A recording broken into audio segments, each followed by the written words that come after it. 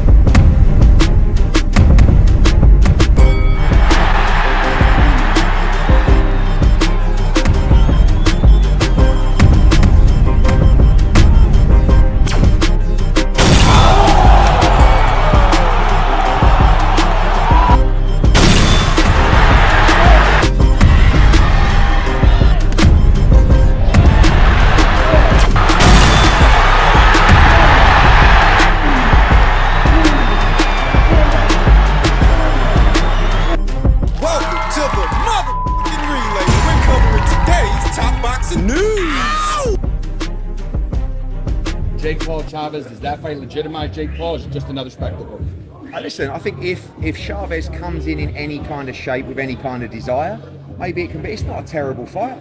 You know, we know that Gervonta is going to fight Jake Paul in November, and then we'll see what happens if there's an AJ fight. Be interested to go from Gervonta Davis to Anthony Joshua, but I don't think the Chavez fight is terrible. I think it's a smart bit of business. Hopefully Chavez can get himself up for it. He don't have too long. He's been through a lot, but he was once a decent fighter. It was a long time ago. So Eddie Hearn has seemingly given it away that it is Gervonta Davis's intention to still face Jake Paul later on in the year beyond the Lamont Roach rematch. Now, he's got to win to keep that plan alive. He has to do in the second fight what he didn't do in the first. I don't know that he's going to. So much as he has to. I've talked about this in depth. The mental state of Gervonta Davis, who might be a physically strong fighter, maybe physically strong, but not mentally strong. Mentally weak. And he's never had to adapt to an opponent, improvise in real time. Because his opponent selection has been so weak, these are not the kind of guys that are going to push you in order to bring the best out of you. Stay on easy street too long. You see what happens. But if he makes it through that fight, if he rights the wrongs this summer, he moves right into a Jake Paul fight in November at a prescribed weight of, I don't know, because there's so much weight between them. Is there even a middle ground for a guy who campaigns as a lightweight and another guy who campaigns as a cruiser? What's the middle ground for that? Obviously, he's motivated by money. The money he stands to make fighting a novice in Jake Paul, albeit one who's a lot bigger than he is. Canelo Alvarez came under fire when it was thought that he would be facing Jake Paul in his next fight. So now, are the critics going to lambast Gervonta the way they were lambasting Canelo? The vloggers, the boxing writers, and the boxing fans. It's so difficult to get these people to keep the same energy across the board. And what this heralds: if you're fighting Jake Paul, I'm going to assume you stand to make a lot, and I mean a lot of money from it. Perhaps more even than you made from fighting Ryan Garcia, which would, in effect, nix any other fights the boxing fans might have in mind. A Devin Haney fight, a Shakur Stevenson fight, a Keyshawn Davis fight. All of that goes out the window if you're fighting Jake, because you won't make with them what you're about to make fighting Jake. Why roll a dice? Why gamble your unbeaten record? You never did that before. You gonna start now? I don't think so.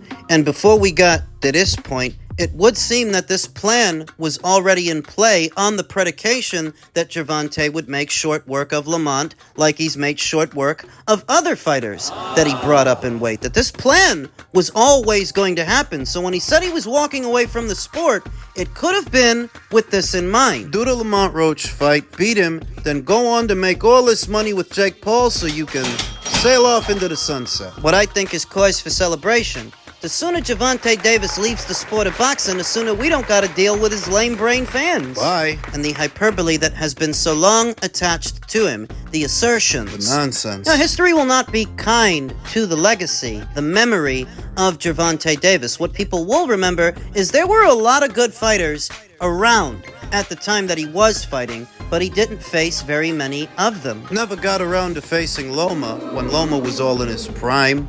Never faced Teofimo that beat Loma or George that beat Teo. Devin that beat George. Shakur Stevenson that came up, and Keyshawn Davis who came up behind him. He ain't gonna fight them either. And for that, history will not be kind to the would-be legacy of Gervonta Davis. You can fall out of favor with the fans real fast. The Lamont Roach fight is proof of that. What everybody saw with their own two eyes, it's already started. So that if the Jake Paul fight, circus, whatever you want to call it, is Gervonta Davis's last outing, shortly after that, people are going to start laying into him. Once the dust settles, and it settles in, that he's not going to fight none of the people you wanted to see him fight. People have been holding out hope that he would. Some. Nope. Do you remember when he said that he had just signed a 7-fight deal and fighting Shakur Stevenson was a part of that deal? Do you remember when he said that they sent Shakur a contract? What turned out to be a lie. So, speaking of Shakur, he said that you lied about sending him the contract. What do you have to say about that? No, there was never a contract. I never said there was a contract. Okay. Yeah.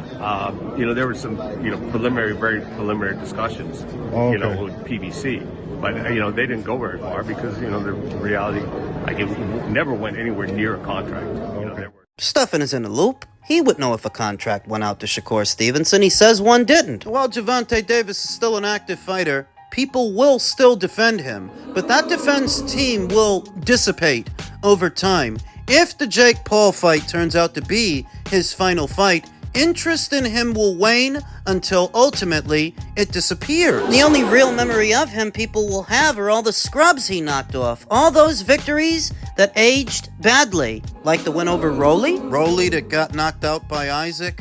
Could get knocked out next weekend. Isaac, who got outboxed by Rayo. Hector Luis Garcia, who got outboxed by Lamont Roach. And in many ways, Gervonta himself got outboxed by Lamont Roach. Crown jewel on Gervonta's resume is a guy he stuck a catch weight and rehydration clause on. Brian. Not much of a resume there, not much of a legacy. That when it's all said and done and Gervonta walks away, there won't be any legendary nights, any legendary fights to remember him by. He probably doesn't care. No, not now. Not while he still has money to count and money to burn. But as he gets older, these things have a way of catching up. But hey, let him fight Lamont, and if he wins, go on, have the Jake Paul fight, and sayonara. Won't be seeing you. Because life goes on. Fighters come and go. They rise and fall like the wheat. You're just another. Bye. Elsewhere in the world of boxing, Turki Sheikh is appointed president of the Saudi Boxing Federation to no one's surprise. Who else were they going to give it to? On Thursday, Turki Sheikh was appointed the president of the Saudi Boxing Federation for the 2024-2028 electoral term. The appointment adds yet another dimension to Sheikh's expanding portfolio as one of the key architects of Saudi Arabia's cultural and sporting evolution.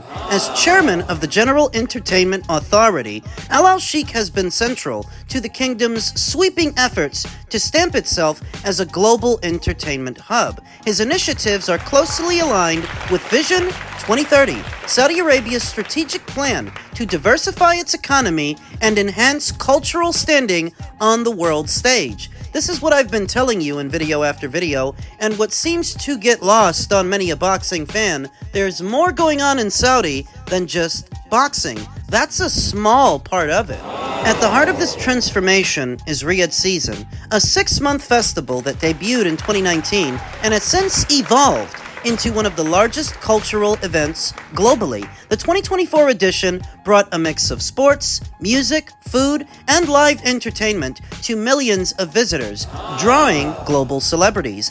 Sheikh's recent appointment as president of the Saudi Boxing Federation comes on the heels of years of strategic involvement in the sport. Under his leadership, the kingdom has hosted some of boxing's most high-profile matches, including the historic heavyweight clash between Tyson Fury and Alexander Usyk, the first undisputed title fight in over 2 decades. His efforts have earned him significant praise in sporting circles, with many labeling him the most influential man in boxing.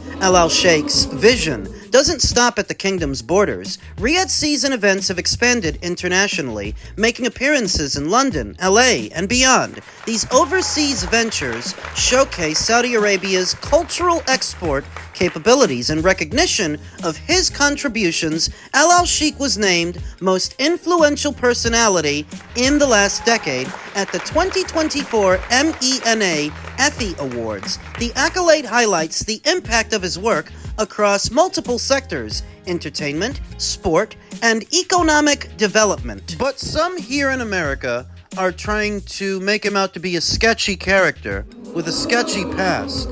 Maybe he is. But how is that a deviation from what we normally see in boxing? Boxing's roots go all the way back to the mafia and organized crime. I mean, sketchy characters within the sport of boxing go hand in hand like peanut butter and jelly. It's normal. There was a Boxing Scene article I talked about in my previous video where the editorial panel highlighted that they were basically being alienated, exiled from another one of Turkey's shows. But the event coordinators have always reserved the right to give access to whoever they want to give access to. That didn't all of a sudden change when Turkey got here. It's always been that way. The same way fighters give interviews to whoever they want to give interviews to. They don't give interviews to everybody. Sports washing. You bring up Turki El Sheikh, and some people are going to start talking about sports washing.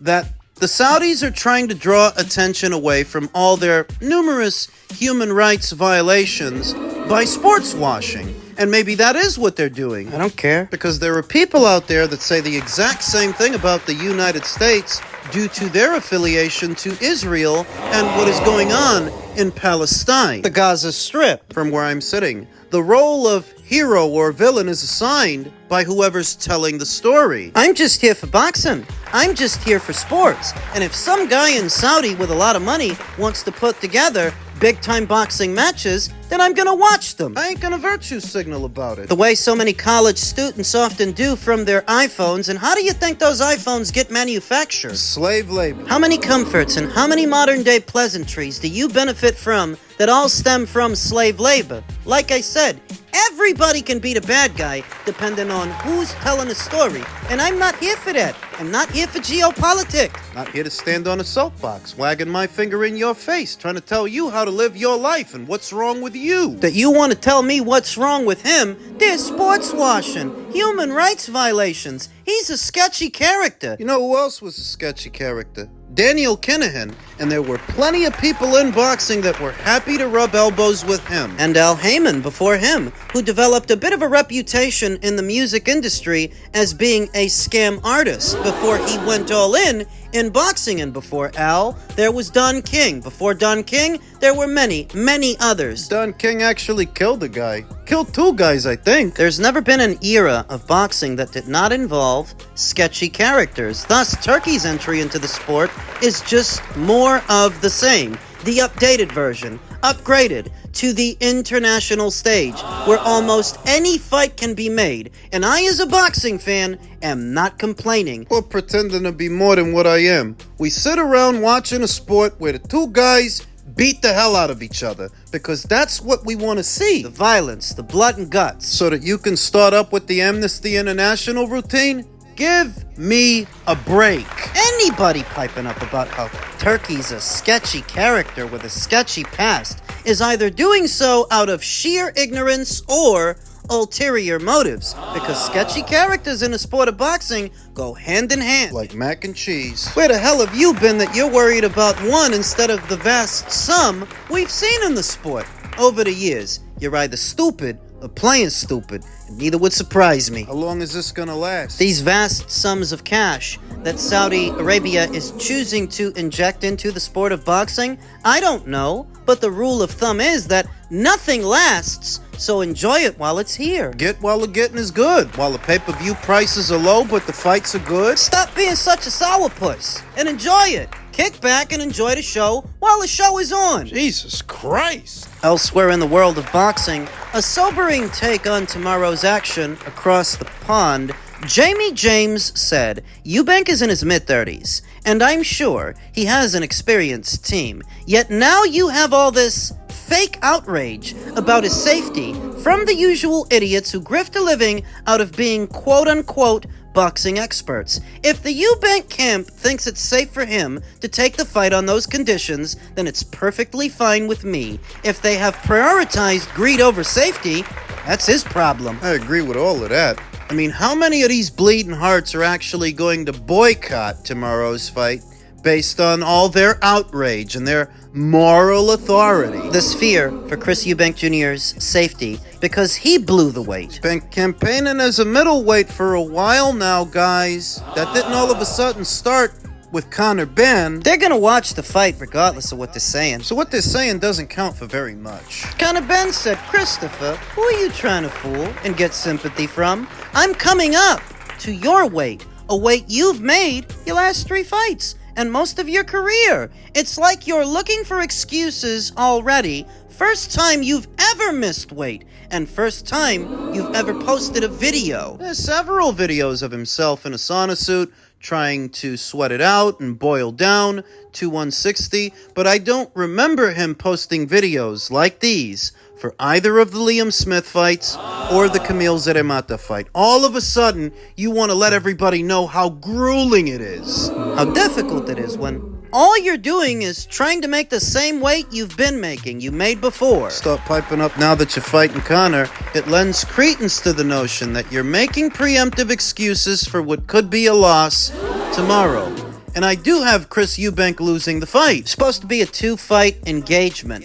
Tomorrow's fight, then perhaps another in the fall, depending on what happens tomorrow. If the prediction sticks and Conor Benn wins, say he knocks out Chris, I guess he's got to do it again in the fall. Right. But beyond that, what is Conor Benn going to do? Because in spite of this fight, these fights, he's not actually built like a middleweight. He doesn't have the physical dimensions to stay up there but for so long. And dropping down to 154, well, that's no better. That's a deep division. And I like Conor. He'd get eaten alive at 154. That's a deep division. I don't think he's got the chops for it. This fight, and whatever he stands to make from it, comes at a sacrifice. There was a Mario Barrios fight on the table for him for Mario Barrios' WBC title. So I guess what I'm wondering now is, can Conor Benn, beyond this Eubank fight, or these Eubank fights, if there's more than one, is this guy actually going to win a belt? Will he ever see himself crowned a world champion? Look at the guy he's fighting, Chris Eubank Jr., who's been around for years, but never saw himself crowned a bona fide world champion. Now, he made money. He definitely made money, and he stands to make more. But is Conor Benn's career gonna be a mirror image of Chris's career? Kind of reminds me of when Chris moved up in weight to take on James DeGale towards the end of his career. It would seem that Conor Benn is moving up in weight at the end of Chris's career. No? How many more years do you think Chris has left to give to the sport of boxing? He's made money. He's already made money. He's about to make more, and he's in his mid-30s. If he loses, does he retire? I could see that. I could see Conor Benn ending Chris's career the same way Chris ended James DeGale's career. Just something like that, if Conor wins. I think he is. But beyond that, it gets fuzzy.